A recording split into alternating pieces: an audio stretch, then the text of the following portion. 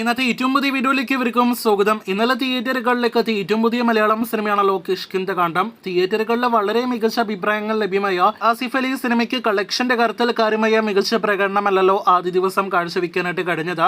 ഇപ്പോഴത്തെ രണ്ടാം ദിവസത്തെ കേരള ട്രാക്കിംഗ് എസ്റ്റിമേറ്റ് കളക്ഷൻ എല്ലാം തന്നെ പുറത്തു വരുമ്പോൾ ആദ്യ ദിവസത്തേക്കാൾ കളക്ഷൻ വർധന നേടിയെടുത്തിരിക്കുന്നു എന്നൊരു നല്ല വാർത്തയാണ് പ്രേക്ഷകരെ അറിയിക്കാനായിട്ടുള്ളത്. കിഷ്കിന്ധകാണ്ഡത്തിന് ഇന്നലെ ഇതേ സമയം 17 ലക്ഷത്തിന് മുകളിലായിരുന്നു കേരള ട്രാക്കിംഗ് ഗ്രോസ് എങ്കിൽ ഇന്നത് 24 ലക്ഷത്തിന് മുകളിൽ.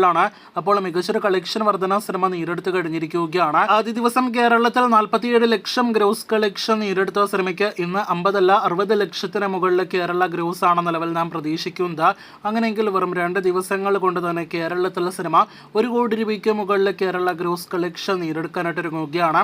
നേരത്തെ ട്രെയിലറിനെല്ലാം തന്നെ നല്ല അഭിപ്രായങ്ങൾ ലഭ്യമായെങ്കിലും വലിയ ഹൈപ്പോടെ ഒന്നും തന്നെ എല്ലാ സിനിമ റിലീസ് ചെയ്തത്. നിലവിലെ സിനിമയ്ക്ക് ഒരു ഷോ കൗണ്ട് എല്ലാം തന്നെ നോക്കുകയാണെങ്കിൽ അധികം തിയേറ്ററുകളിലെ സിനിമ ഉണ്ടോ എന്ന് പോലും സംശയിക്കുന്നു. എന്തായാലും കിഷ്കിന്ധകാണ്ഡം എന്ന സിനിമയ്ക്ക് രണ്ടാം ദിവസം കളക്ഷൻ വർധന സംഭവിക്കുമ്പോൾ അടുത്ത ദിവസങ്ങളിലും നല്ല കളക്ഷൻ വർധന നേടിയെടുത്ത് സിനിമ വിജയിക്കട്ടെ എന്ന് ആശംസിക്കാം. കാത്തിരിക്കൂ ആസിഫ് അലി സിനിമയുടെ കൂടുതൽ കളക്ഷനായിട്ട്.